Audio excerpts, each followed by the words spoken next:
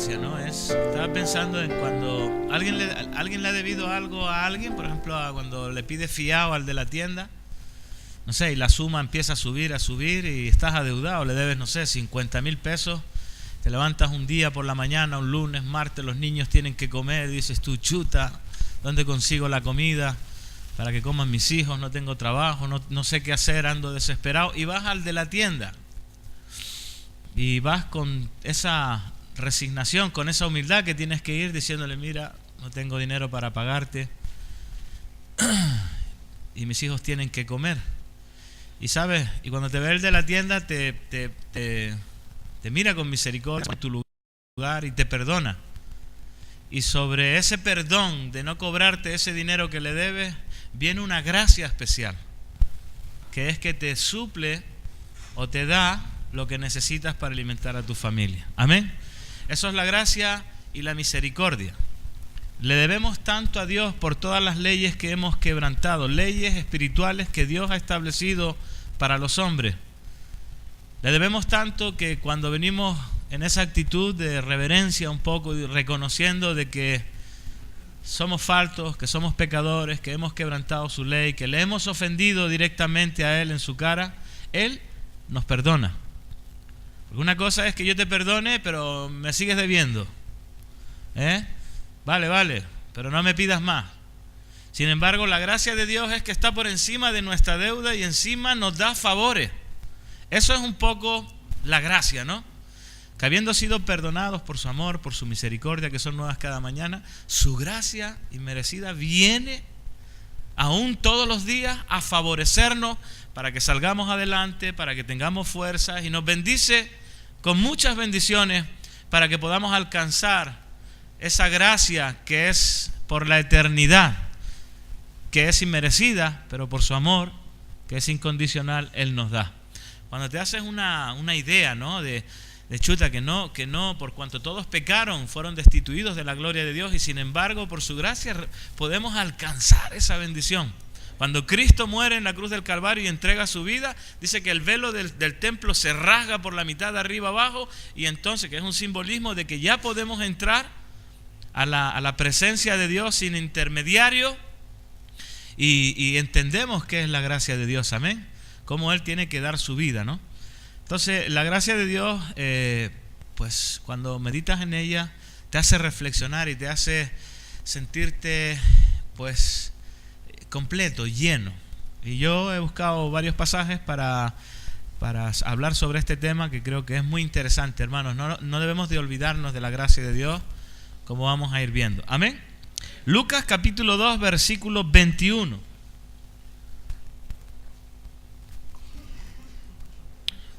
Lucas 2, 21.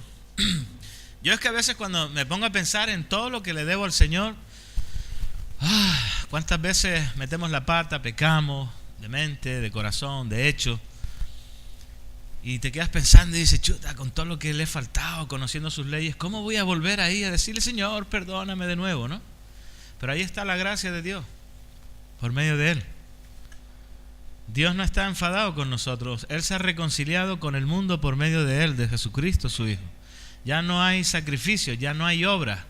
La única obra que está presentada delante del Padre es lo que hizo Jesús por nosotros, no nuestras obras, para que nadie se gloríe. Amén. Entonces, lo que nosotros hacemos en el Señor es como un adorno por esa fe que nos ha dado, y adornamos la fe con las obras, como hizo Abraham. Creyó a Dios y le fue contado por justicia. Pero no porque hagamos muchas obras, porque hagamos mucha obra samaritana, nos vamos a salvar. Ya lo dijo el apóstol Pablo: si yo diese todos mis bienes y mi cuerpo para ser quemado y no tengo amor, de nada me sirve. O sea que todas nuestras obras tienen que ser hechas en amor, obviamente. Pero es por la gracia de Dios. Y dice así: después de haber cumplido con todo lo prescrito en la ley del Señor, volvieron a Galilea, a su ciudad, Nazaret, y el niño, y yo quiero que entendamos esto porque esto para mí es muy importante, porque cuando tú naces de nuevo en Cristo Jesús, ¿verdad? Nacimos por un parto con nuestra madre que nos dio a luz, para venir a este mundo, pero también hay un nacimiento espiritual que solo lo produce Dios. Lo que es nacido de la carne, carne es. Pero lo que es nacido del Espíritu, Espíritu es. Y todo lo que es nacido tiene un principio, tiene una formación, tiene un discipulado, tiene un crecimiento. Yo veo a muchos jóvenes que crecen en el Señor, nacen de nuevo, dan el primer paso de fe y empiezan a experimentar la bondad de Dios, el amor de Dios, el perdón de Dios, y ellos empiezan a crecer. Y aquí dice que el niño crecía y se fortalecía. Es importante fortalecerse, hermano. Que aproveches bien el tiempo porque los días son malos. Yo veo las noticias y el paro aumenta, la minería baja, no sé, un 40% de despido, la economía no está creciendo, va disminuyendo, hay una tasa alta ya de paro y dices tú, de aquí a 10 años algo va a pasar. Algo va a pasar. Cada vez se producen más violencia, más robos, más la gente está como más desesperada por acaparar dinero para tener su barquita por aquello. Pero sabes, debemos de aprender a fortalecernos en un área que muchos no tienen. Nuestra fe no está puesta en la riqueza, nuestra fe no tiene que estar puesta en la economía, ni en la salud, ni en la ciencia, ni en la metodología. Nuestra fe tiene que estar puesta en Jesús. Porque al final del camino, el que se salva sabe, y el que no se salva no sabe nada. Entonces dice que el niño crecía y se fortalecía. ¿Tú en ese crecimiento te estás fortaleciendo o eres de los que andan lolailo? Fortalece las áreas que están en debilidad en tu vida. Fortalécete. Si hay un área en ti que ya está fortalecida, pues no la sigas practicando porque ya está ahí en cierta manera controlada. Pero hay otras partes que no. Entonces fortalece ese área. Eres malo para leer, lee. Eres malo para orar, ora. Eres malo para, no sé, practica. Porque practicando es la única forma en que puedas desarrollar ese área que tienes en debilidad. Y luego dice, y se llenaba de sabiduría. Y la gracia de Dios era sobre él. La gracia es que el Señor le iba dando favores, capacidad, discernimiento, desarrollo. La gracia de Dios era sobre él. Pero dice que tiene que llenarse de sabiduría. Yo pregunto en esta mañana, ¿tú de qué te llenas durante el día? El Facebook, las redes sociales es algo que es común hoy en día y es parte del celular. ¿Cuántos tienen celular? Todos tienen ya como una extensión de la mano que es el celular y a través de ahí adquirimos sabiduría, conocimiento y nos es revelada muchas cosas a través de este árbol. ¿Se acuerdan de Adán y Eva? Tenían todos los árboles del huerto, pero le dijo, de ese no coma. Y fueron y comieron. Eva siendo engañada y ella hizo tropezar a su marido, pero pecaron, desobedecieron a Dios. Uno por engaño y otro por desobediencia. Y aquí tantas cosas que pueden edificarte como pueden destruirte. Esta ventana que se llama window, te puede dar sabiduría, crecimiento, desarrollo o te puede destruir. Porque hay muchas cosas que destruyen. Entonces dice que el niño se llenaba de sabiduría, de conocimiento, de sabiduría, a través de la experiencia, a través de los libros, a través de estudiar. Y dice que se llenaba. Eso de llenarse a mí me llama la atención, porque veo que muchos jóvenes ya no quieren estudiar, quieren andar todo el día llenándose de juegos, de cosas que son vanas, que al final del cuento ya no sirve para nada. Si eres sabio y creces y te fortaleces y te llenas de sabiduría, no de pajarería. Ahora eso de los... hay unos tipos que le llaman los blogueros, creo. Si vieras la sarta de estupideces que dicen durante todo el día. Mis hijos los escuchan. Hay 3 o 4 que son famosos. Hay uno español, un chileno, Armando. Y dice una sarta de tontería. Digo, esto es lo que aprenden durante todo el día. ¿De qué se llenan?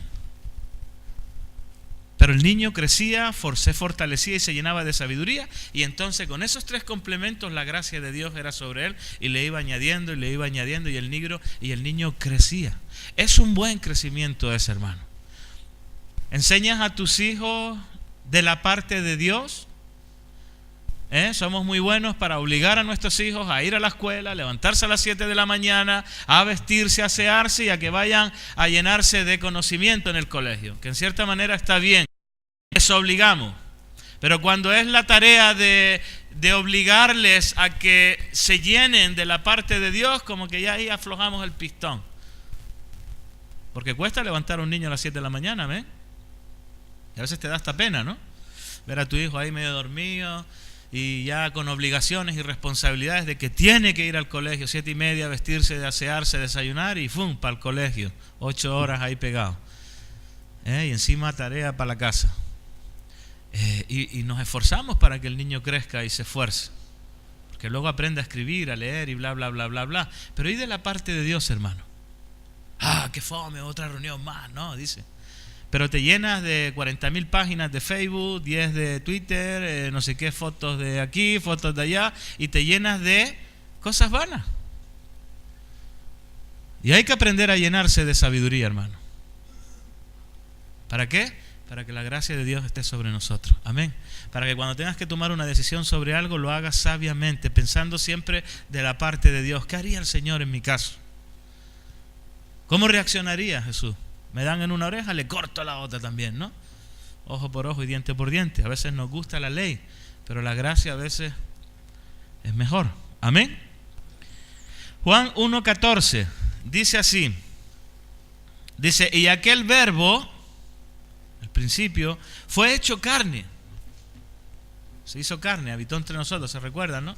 Jesús que nace por medio de María. Pensaba en María y decía, no recuerdo si le dijo bienaventurada, salve muy favorecida, el Señor es contigo, bendita tú entre las mujeres, porque has hallado gracia ante los ojos de Dios. No estoy seguro, pero María halla gracia ante los ojos del Señor y como viene de la descendencia, creo que era de José, entonces, y de David, entonces halla gracia ante sus ojos y es bendecida por Dios para que el verbo se haga carne a través de ella. Y dice que Jesús, el verbo hecho carne, habita entre nosotros y vimos su gloria. Gloria como del unigénito, la del Padre, como Moisés, ¿no? Dice que vio la gracia, la gloria de Dios, que era como un resplandor, porque cara a cara, ¿quién puede ver a Dios? Entonces se escondió en la peña y vio la gloria de Dios que pasó. Y dice que vimos la gloria como la del unigénito del Padre, del único, del Hijo de Dios, lleno de gracia. Lleno de gracia. ¿No? Por ahí dice, llena de gracia, bendita tú entre las mujeres. Lleno de gracia. ¿Tú estás lleno de gracia o estás lleno de desgracia? Porque hasta ahora veo que eres un pobre desgraciado. Has destruido tu vida, tus pulmones, tus hígados, tu familia, tu salud, tus hijos. Desgracia. Pero si tú te pones de la parte de Dios, eres lleno de gracia. ¿O quieres seguir siendo un desgraciado? Porque hay algunos que son tan listos, tan sabios, que les va el rollo del reggaetón. El reggaetón. Y dice que estaba lleno de gracia y de verdad. Habíamos dicho que el niño crecía en sabiduría y la gracia de Dios era sobre él. Y cuando la gracia de Dios está sobre nosotros, estamos llenos de esa gracia, de esa bondad de Dios. Y cuando estás lleno de algo, puedes dar. Porque más bienaventurado es dar que recibir. ¿Aló? Sí. ¿Qué necesita? Oiga, ¿puede ayudarnos? ¿Tú de qué lado de la puerta quieres estar? ¿Del que recibe o del que da? Porque yo tengo, entonces puedo dar. Si no tengo, no puedo darte. Entonces más bienaventurado es dar porque tiene. Y qué bueno es que podamos estar llenos de gracia para poder dar a otros lo que recibimos de gracia. De gracia recibimos y de gracia damos. Amén. Por eso nuestras puertas siempre tienen que estar abiertas de día y de noche, como dice Isaías, no se cerrarán. Y nuestras puertas tienen que estar abiertas porque recibimos de gracia y de gracia damos en un orden. En el orden del Señor. Amén. Porque tú sabes que las puertas de Jerusalén estaban abiertas de día y de noche. De día las puertas eran anchas para que hubiese un fluir más fluido. Pero después de cierta hora las puertas principales se cerraban y quedaban abiertas las chiquititas. Se filtraba todo. quién venía, quién no venía, para que no se colasen por allí los ladrones o los mentirosos o los borrachos o qué sé yo qué. Entonces dice, y lleno de gracia y de verdad, y Juan dio testimonio de él y clamó diciendo, este es de quien yo decía, el que viene después de mí es antes de mí, porque era primero que yo, porque de su plenitud tomamos todos gracia sobre gracia. Qué importante estas palabras, ¿no? Porque de su plenitud, de su llenura, de todo lo que él tiene, de esa llenura, de todo, de su plenitud, dice que tomamos todos gracia sobre gracia, es decir, de todo lo que tiene Dios, nos da gracia sobre gracia, bendición tras bendición, regalo tras regalo. Y cuando tú piensas en esta palabra, porque de su plenitud, de su grandeza, de su hermosura, de su plenitud, recibimos bendición tras bendición, cuando lo que deberíamos recibir es palo tras palo. ¿Cuántos dicen amén? Porque hay que ser muy carepalo para estar todo el día jodiendo a alguien y encima luego ya volver a pedirle, ¿no? ¿Te han venido esos típicos carepalos que le llaman, no? Dice, oye, pero tú no, ¿qué pasa? ¿No te cansas de molestar, de pedir? ¿Qué te pasa, hombre? A ti lo que te vamos a dar es un palo. Pedid y se os dará, pero no dice con qué te tiene que dar. De repente hay que darte un palo cuando pides. Entonces dice que cuando tú te pones ahí y dices, madre mía, yo lo que necesito es castigo, pero recibimos abundancia sobre abundancia, gracia sobre gracia. Los que han experimentado eso, lo único que pueden decir es gracias Dios, porque tú eres bueno. Eres bueno, Señor, para con nosotros. Cuando merecíamos la muerte, tu gracia, tu misericordia, tu perdón caen sobre mí. Tus misericordias, dice un salmo, son nuevas cada mañana. ¿Cómo nos gusta agarrarnos a ese versículo? Señor, tus misericordias son nuevas, perdóname mi deuda esta vez.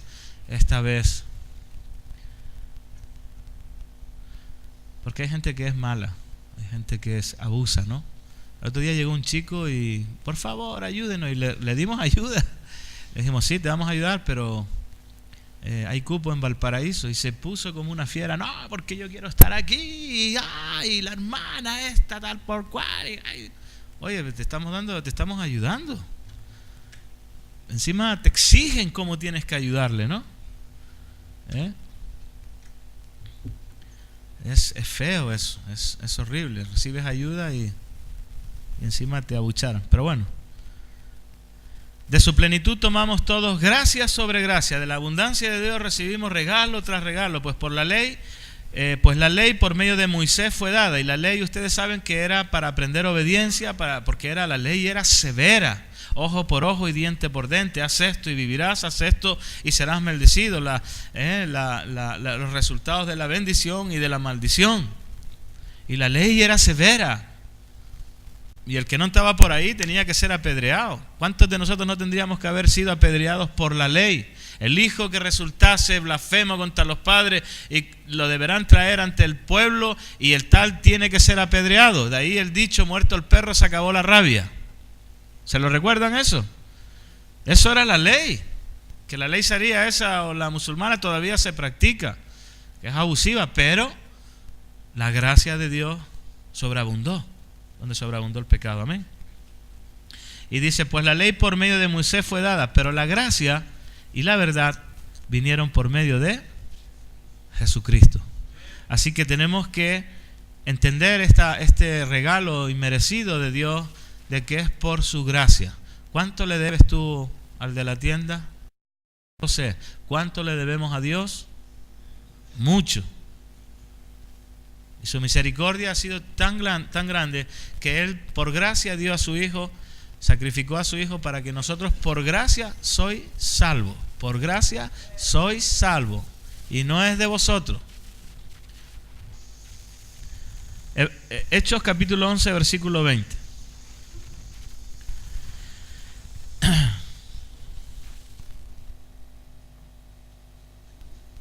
¿Se puede ver la gracia de Dios? ¿Se puede ver la gracia de Dios? ¿Tú qué dices? ¿Se puede ver la gracia? Bien. Dice en Hechos capítulo 11, versículo 20. Pero había entre ellos unos varones de Chipre y Cirene, los cuales cuando entraron en Antioquía, hablaron también a los griegos. Imagínate, trasládate tú allí aquel tiempo, que van unos hermanos, estaban predicando, y dice que cuando entraron a Antioquía hablaron también a los griegos, anunciando el evangelio del Señor Jesús. Y la mano del Señor estaba con ellos, y gran número creyó y se convirtió al Señor, llegando la noticia de estas cosas a oídos de la iglesia que estaba en Jerusalén. Y entonces cuando la iglesia en Jerusalén oye que en Antioquía estaba la mano del Señor moviéndose, dice que enviaron a Bernabé para que fuese hasta Antioquía. Bernabé, cuando llegó, ¿y qué hizo? Vio la gracia de Dios, dice que se regocijó. Regocijarse es como que es el doble. Cuando estás contento hay como un regocijo, no solo externo sino por dentro. Se regocijó al ver que la gracia de Dios, los regalos de Dios, el favor de Dios estaba en Antioquía. Se regocijó y exhortó a todos. Ustedes saben lo que es la exhortación, cuando te exhortan, ¿no? Cuando alguien se va a levantar al baño y dice, hey, no te levantes, hermano, vamos a esperar que termine la predicación, porque si no esto es un ir y venir para el baño. Eso es una exhortación, para que nadie Entonces aquí el apóstol exhorta a todos a que con un propósito de corazón permaneciesen fieles al Señor. Pero cuando los exhorta, cuando él vio la gracia de Dios sobre Antioquía, sobre aquellos hombres. Mira, tú no sabes ni te imaginas lo hermoso que es cuando llegas a un lugar y ves la gracia de Dios, ves el mover de Dios, ves que hay un ambiente, no sé cómo decirte, hay un ambiente de reino, hay un ambiente de armonía, hay un ambiente de paz, hay un ambiente de respeto, hay un ambiente de trabajo solidario, hay un ambiente de buenas palabras, hay un reino establecido. Y eso se ve cuando vas a una casa. Cuando viene el diablo y echa una zancadilla por allí, entonces empieza a haber un mal rollo, hay desconfianza, se nota la tirantez entre los hermanos, no solamente en las casas de remar, en cualquier hogar, en cualquier pareja, en cualquier familia. Y cuánto nomás en una familia tan grande como la de remar aquí en Santiago o en todas las regiones, y llegas a un hogar y ves que hay un ambiente de cordialidad, se dice, ¿no? Que es cordial, que te saludan, hermano, que no hay mentira, que hay transparencia, y tú ves entonces que está la gracia de Dios sobre el lugar, y eso produce tal gozo que te impulsa a hacer mejores obras con más excelencia, porque a veces tenemos que hacer la obra de Dios a regañadientes, Qué diferente cuando hay un gozo entre los hermanos y hay alegría y hay servicio y hay buen ambiente, ¿no? Y eso produce regocijo en nosotros. Entonces cuando vio la gracia, que la gracia se ve, hermano, tú lo podrás experimentar cuando veas a personas que verás que la gracia está en él. Y eso te produce gozo. Pero no te hablo solamente de cuando viene tu mamá y te ve gordito y ¡ay, qué linda mi niña! No te hablo de eso. Te hablo de que hay un regocijo especial, que ve que hay algo diferente. No sé si me está cuenteando o hay algo diferente en él. Es porque Dios está haciendo la obra, está empezando. ¿Entiendes? Es como el porotito ese que metes en algodón y le echáis agua, una ampolleta, ¿no? Y empieza a romperse el poroto y empieza a salir ese tallo tiernito así verde blanquecino, y se rompe el viejo hombre y empieza a salir algo nuevo, y dices tú, ay, está brotando, el viejo hombre ha muerto, mira lo nuevo, empieza entonces a fluir. Pero ¿sabes qué me he dado cuenta yo con ese? ¿Cuántos han experimentado ese experimento? Creo que es una tarea en el colegio, ¿no? ¿Tú sabes una de las cosas que más me entristece? Que te maravilla de cómo ver cómo el porotito se rompe, el viejo hombre muere y empieza a nacer el nuevo. Eso produce gozo, ¿verdad? Pero ¿sabes qué hace la mayoría de las personas con ese experimento? Cuando ya el tallo se empieza a hacer mayor, lo botan. O sea, hasta ahí terminó el experimento. Y eso me daba que pensar, digo, macho, la mayoría de la gente empieza a nacer de nuevo y luego se abandona. Y botan y vuelven a quedar como viejo hombre. ¿Entiendes? ¿Cuántos agarraron la semillita y la pusieron en tierra para que brotara? Muy poco, o ninguno. Todos vieron que creció y a medio tallo ya cuando ya está, ¡pum!, lo botaron.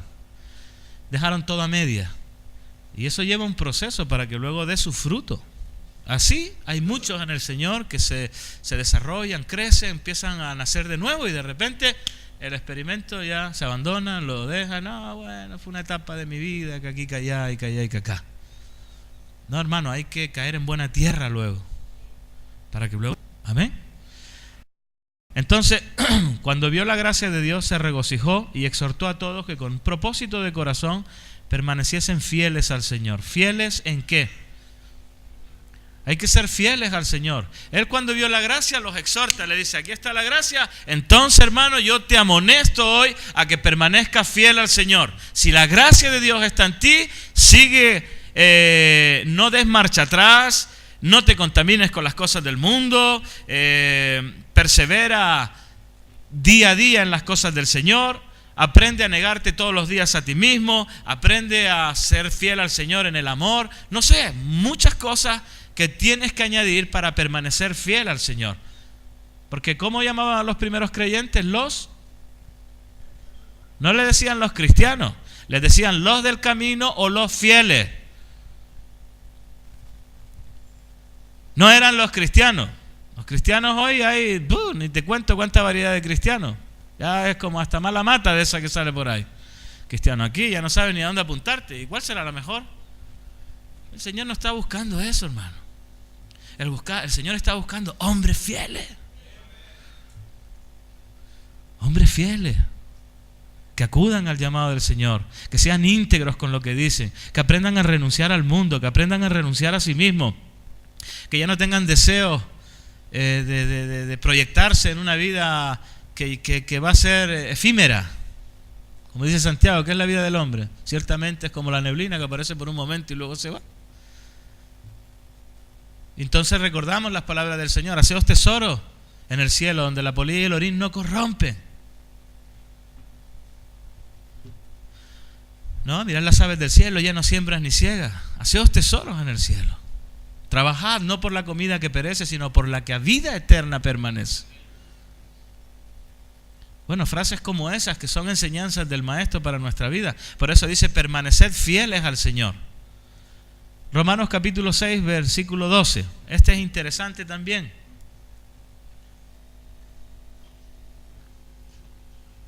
¿Por qué? Porque son amonestaciones. Romanos 6:12 dice, no reine pues el pecado en vuestro cuerpo mortal. No reine, o sea, reinar es que gobierna en ti algo. Ahora tú mira a ver qué pecado gobierna tu vida. No te voy a dar aquí una lista de pecados, pero tú examina tu vida y ve a ver qué es lo que domina mi vida. Bueno, el que es adicto ya no hay ni que decírselo. O el tabaquismo, qué sé yo. Pero hay un sinfín de pecados que gobiernan nuestra vida. Entonces dice, no reine pues el pecado en vuestro cuerpo mortal, de modo que le obedezcáis. Porque cuando tú obedeces al pecado, ese pecado se enseñorea de ti. Y es lo que le dijo el Señor a Caín cuando mató a su hermano Abel. Caín, el pecado está a la puerta. Si tú no te enseñoreas de él, él se va a enseñorear de ti. La envidia vino a su corazón y entonces por envidia mató a su hermano, porque las obras de su hermano eran más justas que las de él. Entonces la envidia se apoderó de él y por esa envidia cometió otro pecado mayor, que fue derramar sangre inocente y matar a su hermano.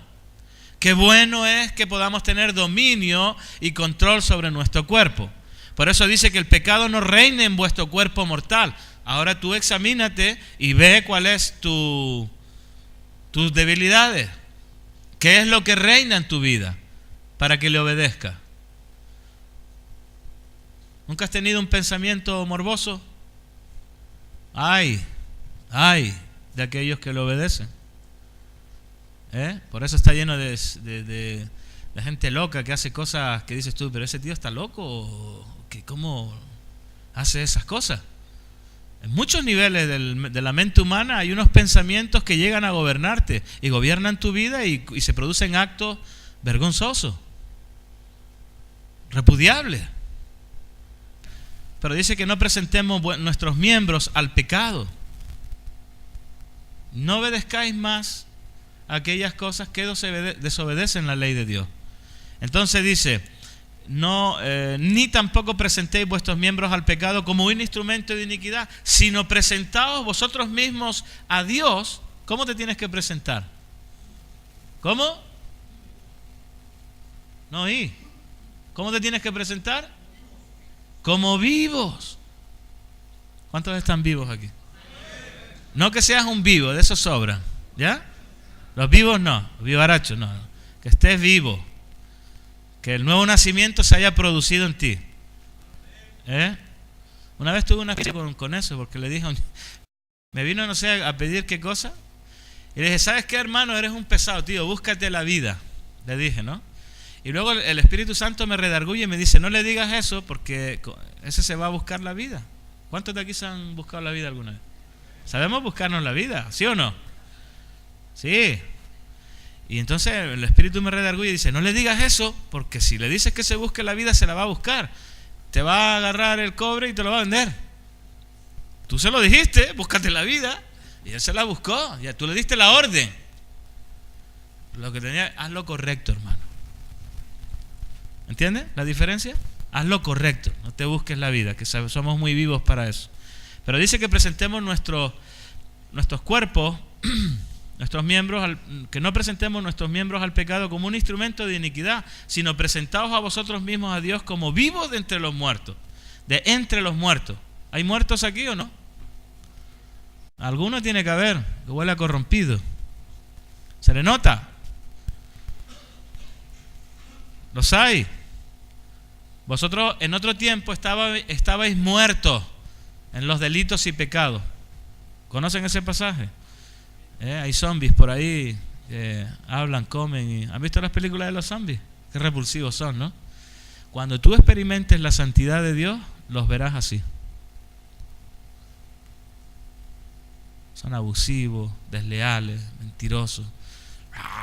Quieren puro comerte. Walking Dead. Los que ven esa serie saben lo que estoy hablando. The Walking Dead, ¿no? Entonces dice, y vuestros miembros a Dios como instrumentos de justicia. Entonces hay una diferencia de presentar nuestros miembros para la iniquidad o presentar nuestros miembros para la justicia.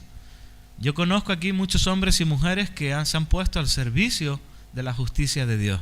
Y con sus manos ahora hacen bien, con sus lenguas hacen bien, con sus ojos hacen bien, con sus acciones hacen bien. ¿Por qué? Porque han entendido esto. Dice que porque presentan sus miembros a Dios como instrumentos de justicia.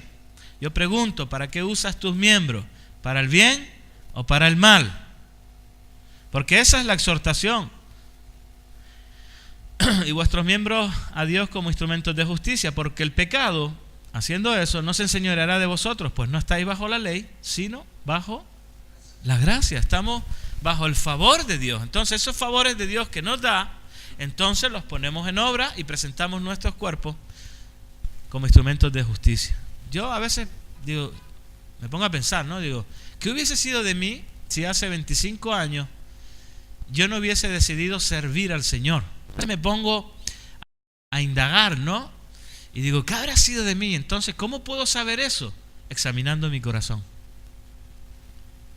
que es pecaminoso, que tiene deseos desordenados, que está ahí escondido y quiere levantarse en armas contra el nuevo hombre, contra el hombre nacido de nuevo. No sé si te ha pasado eso. Ves al viejo hombre que está allí como queriéndose salir, dame una escapadita, déjame salir. Y dice, aquí el que domina es la nueva vida en Cristo. Y está allí muerto. ¿Me entienden lo que les digo? Pero que quiere resucitar para gobernar, para hacer lo que no debe. Por eso yo entiendo este pasaje, no presentar nuestro cuerpo, sino que nuestros miembros estén en la justicia de Dios, no en la injusticia. ¿Por qué? Pues porque no estamos bajo la ley, sino bajo la gracia. Amén. Gálatas capítulo 1, versículo 6. Te digo esto porque suele pasar. Y muchos lo han experimentado y muchos lo van a tener que experimentar. ¿Hay algún bondadoso que me pueda traer un poquito de agua? Cualquiera, no sé dónde hay agua, pero ¿hay por ahí o no? Ahí. Bueno, seguimos entonces. Romanos capítulo 6, versículo 12. No, perdón. Gálatas 1:6 dice así: estoy maravillado. Maravillado. ¿Tú sabes lo que es esa palabra, maravillado? Suena a maravilla, ¿no? Alicia en el País de las Maravillas. En algo... Vamos a cambiarle la palabra. Estoy sorprendido, estoy anonadado, estoy incrédulo, estoy boca abierto, estoy horrorizado, estoy sorprendido, estoy maravillado. ¿Qué palabra podríamos ponerlo ahí para decir esto, ¿no? De que tan pronto os hayáis alejado del que os llamó por la gracia de Cristo. ¡Qué horror! Cuando ves que alguien nació y creció en la gracia de Dios y de un día para otro cae de esa gracia. Porque digo, el que no está en la gracia está en la desgracia, hermano. El que no está en la gracia de Dios es un desgraciado. Porque no está en la gracia, caes de la gracia. Lo que no merecíamos, pues mira, pues ya no quiero el favor de Dios, entonces caigo de esa gracia, entonces soy un desgraciado. Entonces aquí el apóstol dice: estoy sorprendido, maravillado, boca abierto, incrédulo, estoy horrorizado de que tan pronto os hayáis alejado. ¿Cuántas veces no habré visto el típico: no, pastor, si yo vengo todos los domingos? Claro, uno ya tiene la experiencia, entonces los ve y le dice: bueno, vamos a darle unos 3 meses. Claro, la segunda semana ya no le ves, la tercera semana te llega otra vez con cara de zombie. Y hermano, hay que mantenerse firmes y constantes, creciendo siempre en la obra del Señor. Algunos dejan de congregarse. Si dejas de congregarte, esa amonestación que viene, y no dejéis de congregaros como algunos tienen por costumbre. Congregarse no es como nosotros, es para fortalecernos en la fe, para que el Señor mueva y toque y nos inspire a hacer mejores cosas. Pero si dejas de congregarte, entonces tienes más tendencia a debilitarte, a enfriarte. Por eso hay muchos que enseguida se enfrían y caen otra vez en el pecado. Entonces este hombre estaba maravillado, sorprendido de que tan pronto os hayáis alejado del que os llamó por la gracia de Cristo. Yo no te he llamado. Yo estoy de la parte de Dios y lanzo las redes. Y tiramos entre los que estamos y tiramos y luego salen los peces. Unos serán devueltos al mar, al mundo, pero hay otros que serán puestos en cesta. Esos serán puestos. Así es el reino de los cielos, y nosotros tiramos y tiramos porque el Señor, cuando Él quiere, va añadiendo a la iglesia los que han de ser salvos por gracia. No por graciosos, ni no por dones, no, es por gracia.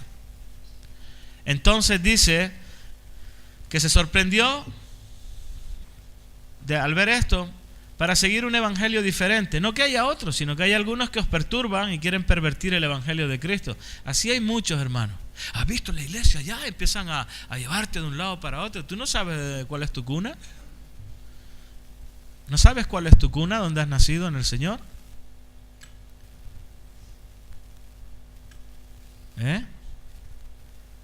Más si a un ángel, dice, no es que haya otro, sino que hay algunos que os perturban y quieren pervertir el evangelio de Cristo. Mas si alguno de nosotros o un ángel del cielo os anunciare otro evangelio diferente al que os hemos anunciado, ese sea un maldito. O sea, el castigo de Dios esté sobre él. Como antes hemos dicho, también ahora lo repito, si alguno os predica diferente evangelio del que habéis recibido, sea un maldito, sea un castigado por Dios. Pues busco ahora el favor de los hombres o el de Dios. Y aquí hay algo interesante, porque cuando un evangelio es buscar el favor de los hombres, el buen, ahí hay un peligro inminente. ¿Tú qué favor buscas, el de los hombres o el de Dios? Entonces cuidado con ese evangelio chanta de tú puedes, tú eres. ¿Han visto ese, psicológicamente hablando, de un gatito que se mira al espejo y se cree un león? ¿Lo han visto? ¿Pero es un gato o es un león? Es un gato. Puede llegar a ser un león si se esfuerza, si es pero viene esa psicología motivacional, y dices tú, amén. Pero esos hombres te incitan a veces hacer lo que no debes. Es como cuando vas a comprar y oyes de repente una voz, 5 kilos de papas a 100 pesos y todos van corriendo a comprar. Hay una oferta allí. El Evangelio de Cristo es uno, hermano. No hay ofertas de 3 por 1. ¿Entiendes? Y verás mucho evangelio de 3 por 1 y la bendición acá y por allá y todos corriendo de acá para allá. Yo no busco el favor de los hombres, hermano. Yo busco el favor de Dios. Yo sé en quién he creído, yo sé en dónde he nacido y me mantengo firme en esa verdad. Tú puedes hacer lo que quieras. Pero si algunos predican un diferente evangelio del que habéis recibido, sea anatema. Pues busco ahora el favor de los hombres o el de Dios, o trato de agradar a los hombres. Pues si todavía agradara a los hombres, no sería un siervo de Cristo. Amén.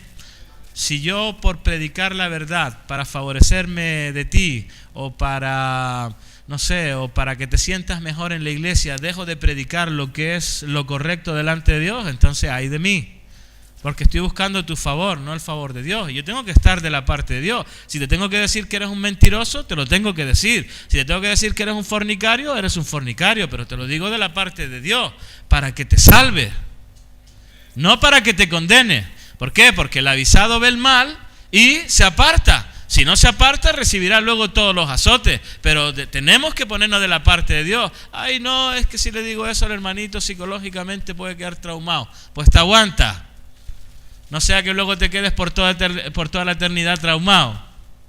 Eso sí que sería triste. Entonces hay que decirle las cosas en el amor del Señor y con misericordia y con perdón para que se arrepientan. ¿Cuántos dicen amén? Amén. Claro, porque luego te salta. ¿Y dónde está el amor? El amor está ahí.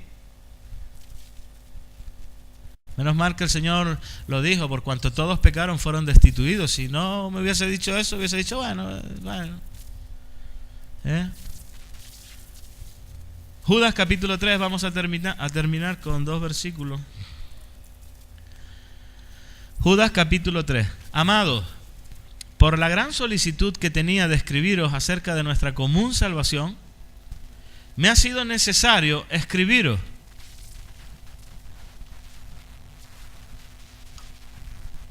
Interesante esto.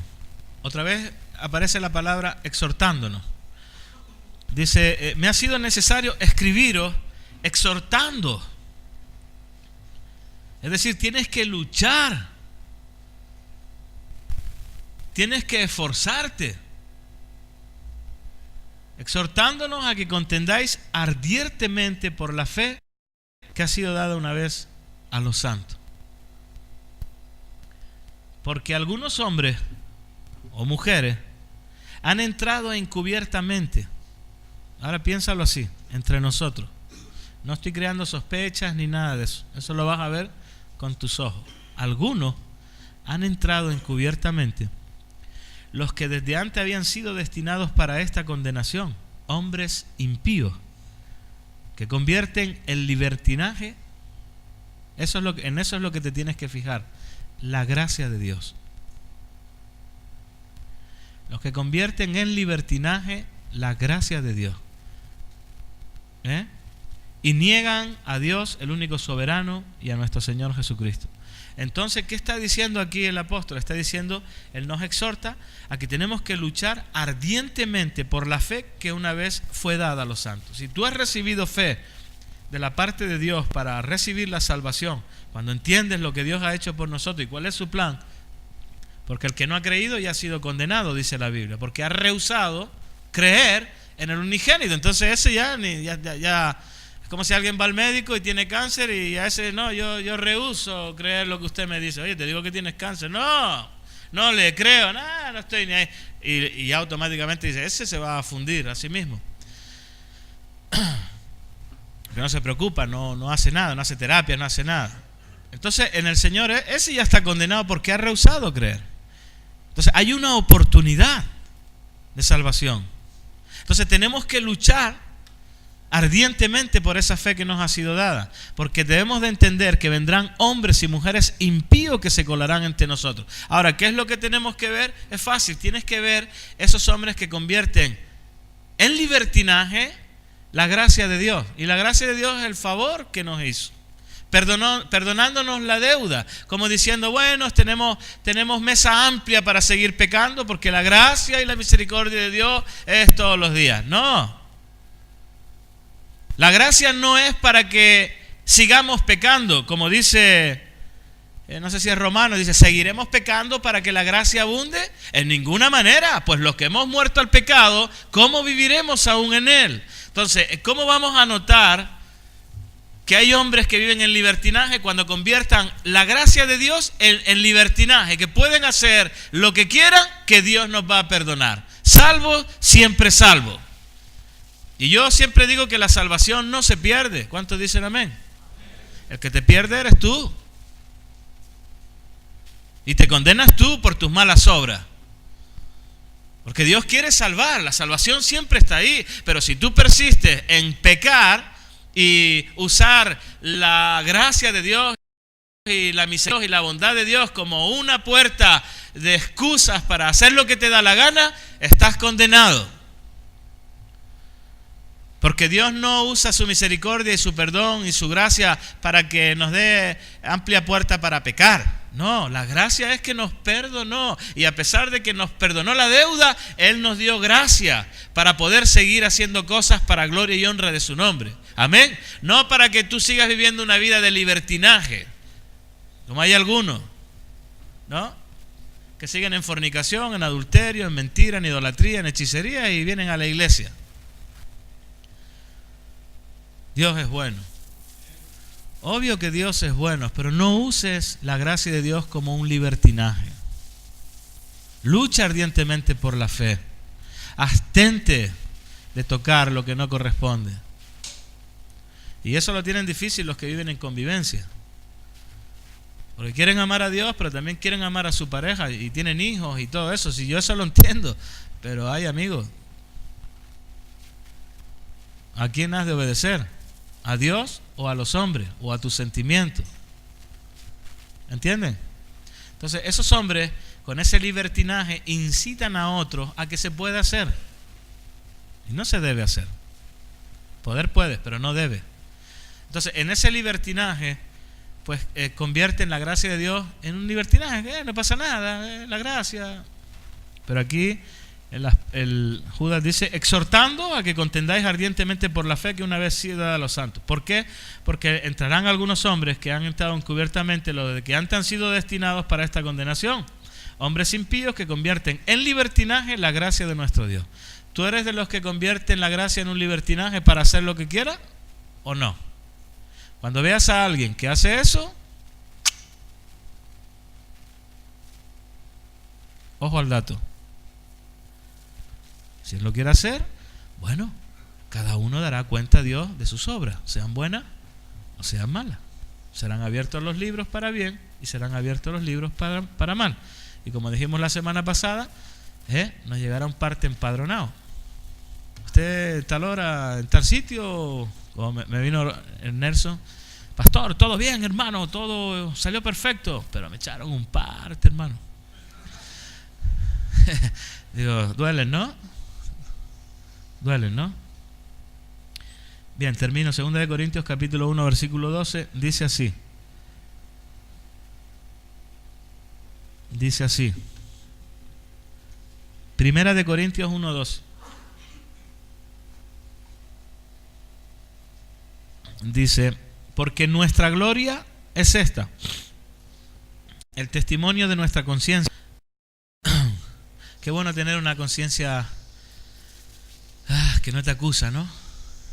Que caminas y no sientes ese peso ahí, ¿no? ¿Has tenido un problemita alguna vez de sabes que has hecho mal y pesa eso, ¿verdad? Hay pequeñas cosas que no pesan. Esto no pesa. Pero si lo tengo media hora así,